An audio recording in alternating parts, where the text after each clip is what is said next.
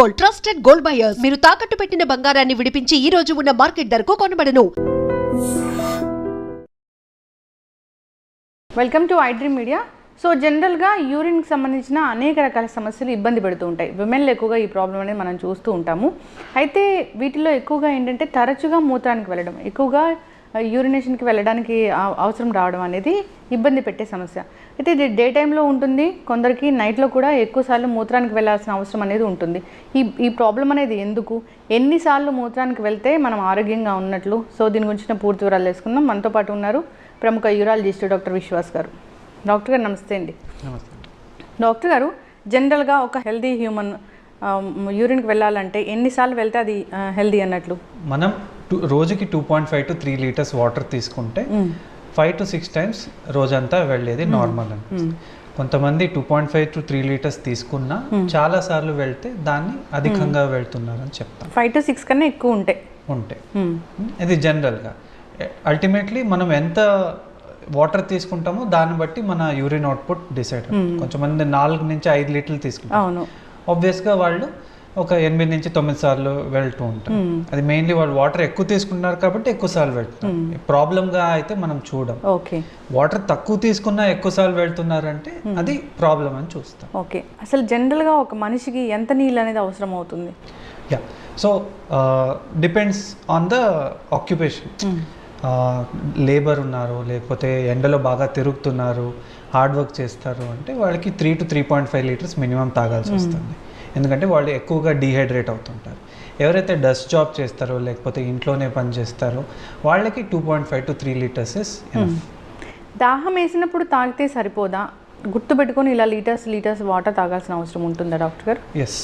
So మనం kidney ప్రాపర్గా function అవ్వాలంటే అడిక్వేట్ హైడ్రేషన్ అనేది చాలా కంపల్సరీ.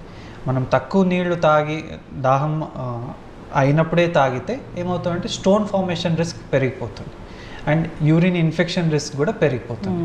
అందుకనే మనం గుర్తుపెట్టుకొని రోజుకి 2.5 to 3 లీటర్స్ కనీసం వాటర్ ఇంటేక్ అనేది ఫిక్స్ చేసుకోవాలి. ఓకే, అయితే డాక్టర్ గారు తరచుగా మూత్రానికి వెళ్ళడం అంటే 5 to 6 టైమ్స్ కన్నా ఎక్కువగా మూత్రానికి వెళ్ళాల్సి వస్తే, నీరు తక్కువగా తీసుకున్నా కానీ, సఫిషియెంట్ నీరు తీసుకున్నా కానీ ఎక్కువసార్లు మూత్రానికి వెళ్ళాల్సి రావడం అనేది ఒక అనారోగ్య సమస్యలాగా చెప్తామా? ఎస్. సో దీంట్లో 2 రకాలుగా ఉంటుంది, ఫంక్షనల్ లేకపోతే అనాటమికల్. సో కొంతమందికి యూరిన్ దారిలో ఏమైనా ఇబ్బంది ఉంది లేదా బ్లాడర్లో ఏమైనా ఇబ్బంది ఉంటే గిన తరచుగా మూత్రానికి వెళ్తారు.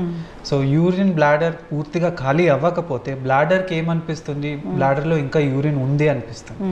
సో బ్రెయిన్కి సిగ్నల్ వెళ్ళి మళ్ళీ యూరిన్ వెళ్ళాలి అని పేషెంట్ యూరిన్కి వెళ్తూ ఉంటారు. ఇంకోటి దారి సన్నగా ఉండడం వల్ల, పూర్తిగా ఖాళీ అవ్వకపోవడం వల్ల కూడా చాలామంది యూరిన్ పెడతారు. అండ్ మూడవది ఏంటంటే ఓవర్ యాక్టివ్ బ్లాడర్. ఇది యూజువల్గా వింటర్ సీజన్లో కానీ కొంచెం రెయినీ సీజన్లో కానీ చాలామందికి ఉంటుంది. దాంట్లో ఏంటంటే బ్లాడర్ కొంచెం సెన్సిటివ్గా ఉంటుంది. సో తరచుగా కాంట్రాక్ట్ అవ్వడము, తరచుగా యూరిన్ పోయాలి అనే సిగ్నల్ రావడం వల్ల ఏ దారిలో ఏ ఇబ్బంది లేకున్నా కానీ పేషెంట్ తరచుగా యూరిన్కి వెళ్తుంటారు. దీనికి కొన్ని ఇవి ఉంటాయి, టాబ్లెట్స్ ఉంటాయి. దాని హెల్ప్తో బ్లాడర్ సెన్సిటైజేషన్ ఇది చేసుకొని ఇది ఈజీగా ట్రీట్ చేసుకోవచ్చు. అండ్ అదే స్కానింగ్ లేదా యూరోఫ్లోమెట్రీ అనే ఒక టెస్ట్తో మనం డిసైడ్ చేస్తాం పేషెంట్కి యూరిన్ దారిలో ఏమైనా ఇబ్బంది ఉందా లేకపోతే బ్లాడర్ పూర్తిగా ఖాళీ అవుతుందా లేదా అని చూసుకొని మనం ట్రీట్మెంట్ ఇస్తాం. ఓకే, ఇది నైట్లో కూడా చాలామంది ఇలాంటి ప్రాబ్లం ఫేస్ చేస్తూ ఉంటారు, అదెందుకు? సో బేసికలీ బీపీహెచ్ అనే ఒక సమస్య ఉంటుంది, బినైన్ ప్రోస్టాటిక్ హైపర్ప్లేషియా. ఇది మగవాళ్ళలో మాత్రమే అవుతుంది. 50 years దాటాక వాళ్ళకి నాక్ట్యూరియా అంటాం, అది ఫస్ట్ సిమ్టమ్. ప్రోస్టేట్ సమస్య ఉన్న వాళ్ళకి నాక్ట్యూరియా అనేది ఫస్ట్ సిమ్టమ్. అంటే night time more than once లేచి వెళ్ళాల్సి రావటం. సో అటువంటప్పుడు మనం ప్రోస్టేట్కి తగిన టెస్టులు చేసి దాన్ని ట్రీట్మెంట్ చేస్తే అది సెట్ అయిపోతుంది. మిగతాది యంగ్ పాపులేషన్లో, మేల్స్లో కానీ ఫీమేల్స్లో కానీ. మేల్స్లో అయితే చాలా రేర్గా చూస్తుంటాము. ఓవర్ యాక్టివ్ బ్లాడర్ ఉంటే అవుతుంది, లేదా యూరిన్ దారిలో ఏమైనా సమస్య ఉంటే వస్తుంది. యంగ్ ఉమెన్లో రికరెంట్ ఇన్ఫెక్షన్స్ అనేది చాలా కామన్. ఎంత కామన్ అంటే ఒక మహిళలో జీవితాంతంలో అట్లీస్ట్ వన్స్ యూరిన్ ఇన్ఫెక్షన్ రావడం 50% రిస్క్ ఉంటుంది.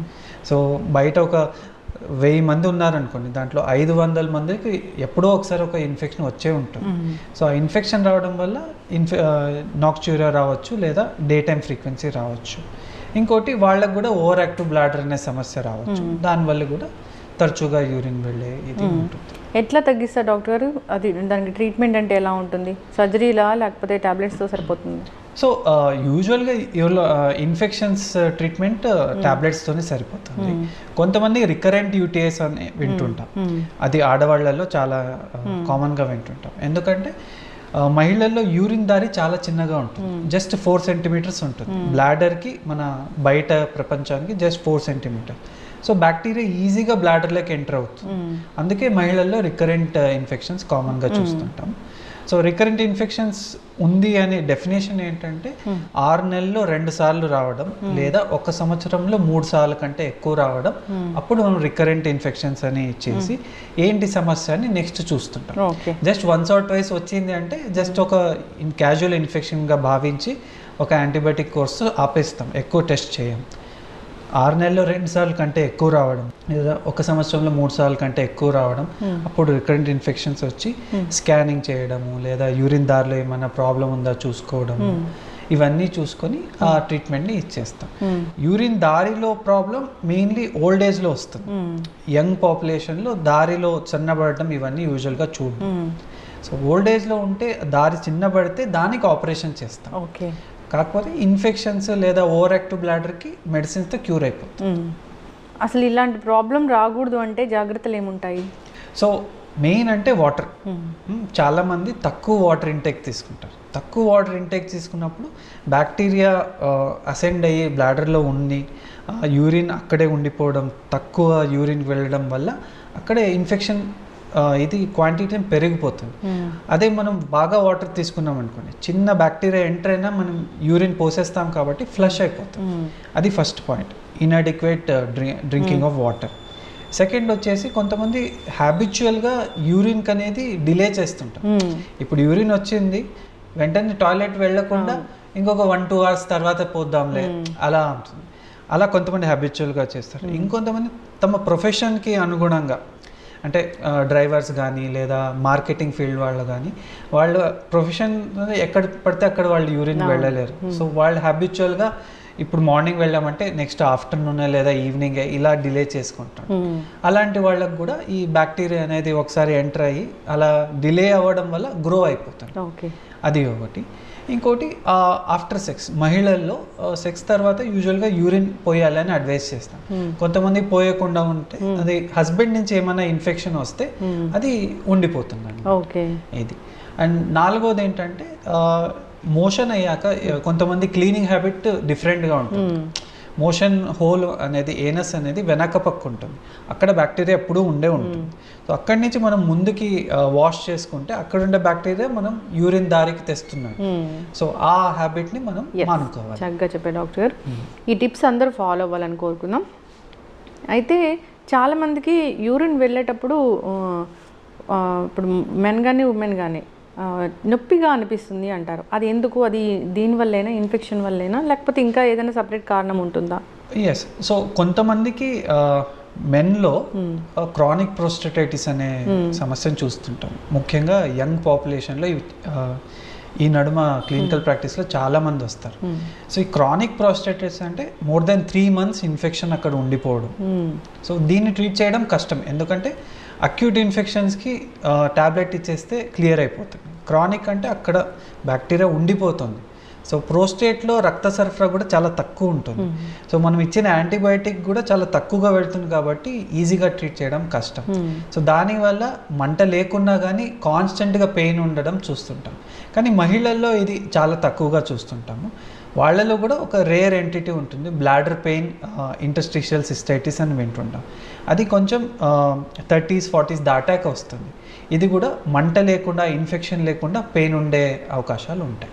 ఓకే డాక్టర్ గారు, యూరినరీ బ్లాడర్ అనేది హెల్తీగా ఉందా లేదా తెలుసుకోవాలంటే టెస్ట్లకు వెళ్ళాల్సిందేనా? సో యూరినరీ బ్లాడర్ హెల్తీగా ఉంది అంటే జస్ట్ ఒక యూరిన్ టెస్ట్ చేస్తాం. యూరిన్ టెస్ట్లో అన్నీ చాలా పారామీటర్స్ ఉంటాయి. గ్లూకోజ్ ఉంటుంది, బైల్ ఉంటుంది, బ్యాక్టీరియా ఉంటుంది. సో మీకు షుగర్ ఉందా లేదా మనం యూరిన్ టెస్ట్లో తేల్చుకోవచ్చు. లివర్ బాగా పనిచేస్తుందా లేదా యూరిన్ టెస్ట్లో చేసుకోవచ్చు, ఇన్ఫెక్షన్ ఉందా లేదా యూరిన్ టెస్ట్లో చేసుకోవచ్చు. సో ఒక చిన్న యూరిన్ ఎగ్జామినేషన్తో చాలా విషయాలు, బాడీ కరెక్ట్గా ఉందా లేదా తెలుసుకోవచ్చు, మరి బ్లాడర్ హెల్తీగా ఉందా లేదా తెలుసుకోవచ్చు. మరి ఒక చిన్న అల్ట్రాసౌండ్ స్కానింగ్లో కూడా మనకి బ్లాడర్ హెల్త్ అనేది చక్కగా తెలిసిపోతుంది. ఓకే, ఇప్పుడు హోమ్ రెమెడీస్ కూడా పాటిస్తూ ఉంటారు చాలామంది యూరిన్ ఇన్ఫెక్షన్ వచ్చినప్పుడు, పనిచేస్తాయా డాక్టర్ గారు? సో హోమ్ రెమెడీస్లో క్రాన్బెర్రీ జ్యూస్ అనేది కొన్ని స్టడీస్లో పనిచేస్తుందని మనం చూస్తాము. సో మనం మెయిన్గా వాటర్ ఇంటేక్ సరిగ్గా చేసుకుంటే మనకి వేరే ఏ రెమెడీ అవసరం లేదు. అవును, that is the main important. ఎక్కువగా తీసుకోకూడదు, అట్లానే తక్కువగా తీసుకోకూడదు. కరెక్ట్. ఇప్పుడు బయట వెళ్ళినప్పుడు చాలామంది టాయిలెట్స్ బాగాలేవని యూరిన్కి వెళ్లకుండా ఉంటారు, ఇన్ఫెక్షన్స్ వస్తాయని. నిజంగానే బయట టాయిలెట్స్ వల్ల కూడా యూరిన్ ఇన్ఫెక్షన్స్ వస్తాయా? వచ్చే అవకాశాలు అయితే ఉంటాయి. సో మొన్న ఒక పేషెంట్ అన్నారు, సార్ మా ఆఫీస్లో టాయిలెట్స్ అయితే క్లీన్ ఉండవు, అందుకని నేను చాలా తక్కువ సార్లు వెళ్తాను. సో దానివల్ల 2 డ్రాబ్యాక్స్. ఒకటి, హ్యాబిచువల్గా తను యూరిన్ పోయకుండా హోల్డ్ చేసుకుంటాను, సో ఇన్ఫెక్షన్ వచ్చి ఇది అవుతుంది. ఇంకొకటి, టాయిలెట్స్ బాగా లేకపోతే they have to do some other thing. So you have to find toilets అనేవి సరిగా లేకపోతే ఇన్ఫెక్షన్ అనేది ఖచ్చితంగా వస్తుంది. హైజీన్ కరెక్ట్గా లేకపోతే బ్యాక్టీరియా డెఫినెట్గా మన థైస్ కానీ యూరిన్ దారి దగ్గర వచ్చే అవకాశం ఉంటుంది. సో ఐదర్ హైజీన్ ఉండే టాయిలెట్ చూస్ చేసుకోవాలి, లేదా ఫ్రీక్వెంట్గా వాటర్ తీసుకొని యూరిన్ చేస్తూ ఉండాలి. అయితే ఇప్పుడు తరచుగా యూరిన్ ఇన్ఫెక్షన్స్ వస్తున్నాయంటే అది కిడ్నీ మీద కూడా ప్రభావం చూపిస్తుందా? కరెక్ట్. సో దీన్ని అసెండింగ్ ఇన్ఫెక్షన్స్ అంటాం, అంటే కింద నుంచి పైకి వెళ్తుంది. ఫస్ట్ యూరిన్ దారిలో నుంచి బ్లాడర్లోకి వెళ్ళి బ్లాడర్ అంతా కొలనైజ్ అయ్యాక నెక్స్ట్ కిడ్నీ వైపే అవి పైకి వెళ్తాయి. సో అప్పుడు మనకి సిస్టమిక్ ఇది సిమ్టమ్స్ వస్తాయి, అంటే ఫీవర్ రావడము లేదా పెయిన్ రావడము అవన్నీ ఉంటాయి. అప్పుడు ఇది ఏదైతే ఓపీడీ బేసిస్లో మనం ట్రీట్ చేస్తామో యూరిన్ ఇన్ఫెక్షన్స్, కిడ్నీ వచ్చినప్పుడు హాస్పిటలైజేషన్ అవ్వాల్సి వస్తుంది, ఎందుకంటే అది కొంచెం సీరియస్ ఇన్ఫెక్షన్స్. అంటే అది కిడ్నీని ఎంత డ్యామేజ్ చేసింది అనేది తెలుసుకోవచ్చా డాక్టర్ గారు? సో ఒక్కసారి ఇన్ఫెక్షన్ వస్తే కిడ్నీగా మేజర్గా డ్యామేజ్ అయితే అవ్వదు, కానీ రికరెంట్గా మళ్ళీ ఇన్ఫెక్షన్ వస్తుంటే కిడ్నీ ఖచ్చితంగా డ్యామేజ్ అవుతుంది. దాంట్లో మనం ఒక స్కాన్ చేస్తాం, డిఎంఎస్ఎస్ స్కాన్ అని. దాంట్లో కిడ్నీ ఎంతవరకు డ్యామేజ్ అయ్యింది, ఎంతవరకు హెల్తీ ఉంది అని మనం చూసుకోవచ్చు. ఓకే, అది రికరెంట్ ఇన్ఫెక్షన్స్ అయ్యే వాళ్ళకి మాత్రమే మనం అడ్వైస్ చేస్తాం. పిల్లల్లో యూరిన్ ఇన్ఫెక్షన్స్ వస్తే కూడా ఈ కిడ్నీ స్కాన్ వరకు వెళ్ళాల్సిందే? Yes, correct. సో పిల్లల్లో కూడా ఇది కామన్గా డిఎంఎస్ఏ స్కాన్ అని చేయిస్తాం. దాంట్లో మనకి కిడ్నీ ఎంత డ్యామేజ్ అయిందో తెలుస్తుంది, అండ్ కిడ్నీ ఫంక్షన్ ఎంత ఉందని కూడా తెలుస్తుంది. చిన్న పిల్లల్లో వెసైకోట్రిక్ రిఫ్లెక్సిస్ అనే ఒక కండిషన్ చూస్తుంది, అంటే బ్లాడర్ నుంచి యూరిన్ రిఫ్లెక్స్ అవుతుంది. నార్మల్గా కిడ్నీకి యూరిన్ వెళ్ళకూడదు, వన్ వే రావాలి, వన్ వే ట్రాఫిక్ అంతే. కాకపోతే కొంతమందికి టైట్గా లేకపోవడం వల్ల బ్లాడర్ నుంచి యూరిన్ రిఫ్లెక్స్ అవుతుంది. సో బ్లాడర్లో ఇన్ఫెక్షన్ అయ్యి ఇన్ఫెక్షన్ తరచుగా కిడ్నీకి వెళ్తుంది, దానివల్ల కిడ్నీ డ్యామేజ్ చాలా కామన్గా చూస్తుంది. Okay, yes. సో అయితే ఇప్పుడు చెప్పిన ఆ టెస్ట్లు ఏవైనా చేయించుకుంటే ఏదైనా రేడియేషన్ ఎఫెక్ట్ అలా ఉంటుందా డాక్టర్ గారు? నార్మల్గా సిటీ స్కాన్లో మనకి రేడియేషన్ ఎఫెక్ట్ చాలా ఎక్కువ ఉంటుంది. కాకపోతే ఈ న్యూక్లియర్ మెడిసిన్ స్కాన్స్, డిటిపిఏ అని వింటుంటాం, డిఎంఎస్ఏ అని ఉంటుంటాం. సో చాలా తక్కువ రేడియేషన్ ఉంటుంది. సో ఎక్స్రే కంటే ఎక్కువ ఉంటుంది, సిటీ స్కాన్ కంటే తక్కువ ఉంటుంది. సో మోడరేట్గా ఉంటుంది. ఎప్పుడో ఒకసారి ఆ స్కాన్ చేసుకోవడం వల్ల ఎక్కువ ప్రాబ్లం అయితే ఉండదు. చిన్నపిల్లల్లో మనం చేస్తున్నామంటే సేఫర్ అనే అర్థం.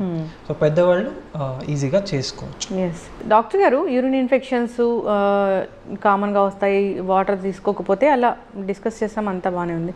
చాలామంది కొన్ని రకాల ఫుడ్స్ తిన్నప్పుడు, పచ్చడి అలాంటివి తిన్నప్పుడు, పిగిల్స్ తిన్నప్పుడు చెప్తారు ఏంటంటే వేడి చేసింది అని, వేడి చేయడం వల్ల యూరిన్ వెళ్ళే దారిలో అంతా మంట వస్తుంది అని. అది అంటే ఏమంటారు డాక్టర్ గారు మెడికల్ టర్మినాలజీలో దాన్ని? సో కొంతమందికి ఫస్ట్ ఆఫ్ ఆల్ కొన్ని ఫుడ్స్తో సెన్సిటివ్గా ఉంటారు. బ్లాడర్ కూడా ఒక ఆర్గన్ కాబట్టి కొన్ని ఫుడ్స్తో సెన్సిటివ్గా ఉంటుంది. కామన్ ఫుడ్స్ ఏంటంటే tea, coffee, spicy foods. So ఇలాంటి ఫుడ్స్ తీసుకున్నప్పుడు బ్లాడర్ సెన్సిటివిటీ ఎక్కువ అయ్యి కొంచెం తరచుగా వెళ్ళడము లేదా వేడిగా యూరిన్ వెళ్ళడము ఇలా అవుతుంది. అండ్ దానికి తోడు పేషెంట్ తక్కువ నీళ్ళు తాగుతున్నారంటే యూరిన్ ఎల్లోగా వెళ్ళడము, వేడిగా వెళ్ళడము చూస్తుంటాం. సో మనం ఏదైతే ఫుడ్స్ని ఐడెంటిఫై చేసుకుంటే లేదా వాటర్ బాగా తాగితే మనం ఈ వేడి చేసే ప్రాబ్లమ్ని మనం అరికట్టవచ్చు. ఓకే, చక్కటి ఇన్ఫర్మేషన్ డాక్టర్ గారు. ఇంకొకటి ఏంటంటే యూరిన్ వెళ్ళినప్పుడు చాలా బబుల్స్ వస్తుంటాయి, బుడగలు లాగా వస్తుంటాయి, నురుగు వస్తూ ఉంటుంది అంటారు. అది ఏమైనా సీరియస్ ప్రాబ్లమా?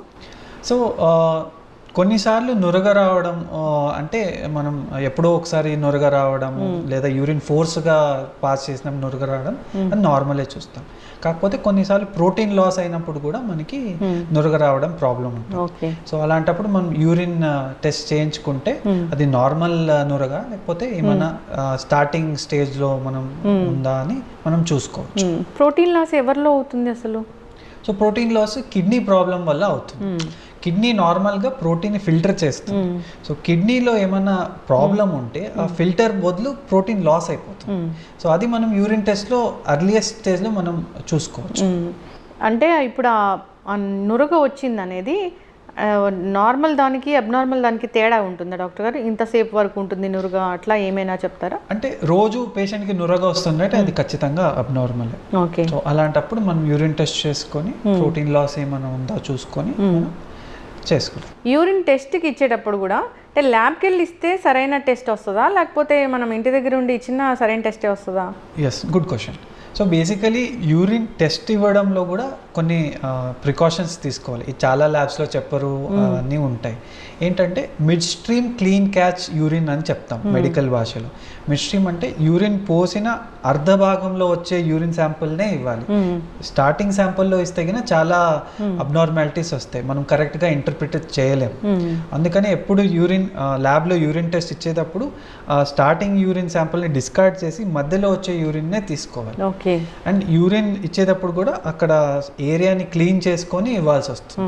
సో అలాంటప్పుడు మనకి కరెక్ట్ రిపోర్ట్స్ వస్తాయి.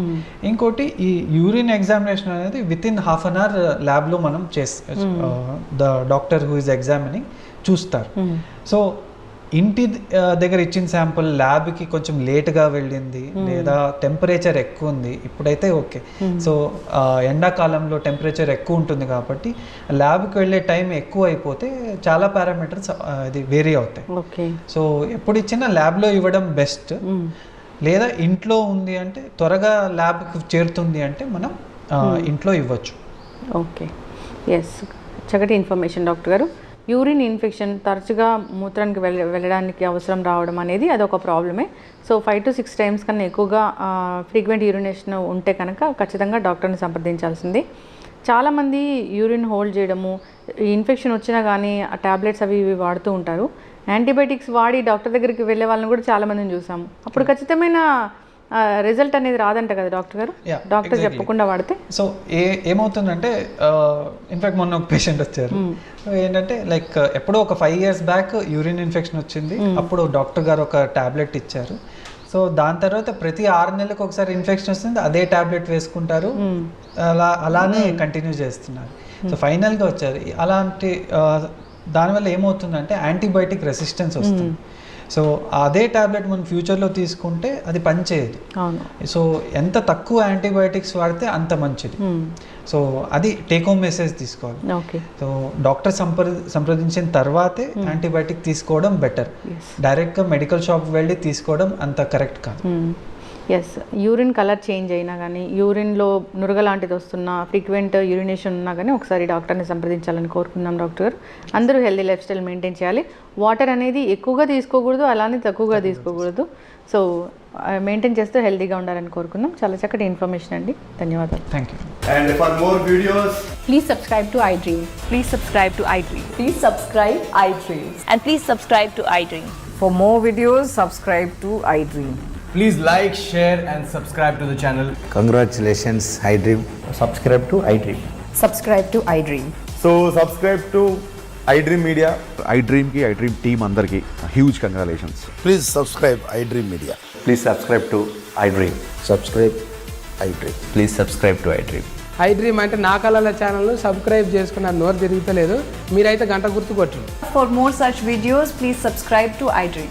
Subscribe to iDream. Please subscribe to iDream. Please subscribe iDream Media. Please do subscribe to iDream. Please subscribe to iDream Media. For best entertainment and information, please subscribe iDream. And don't forget to subscribe to iDream.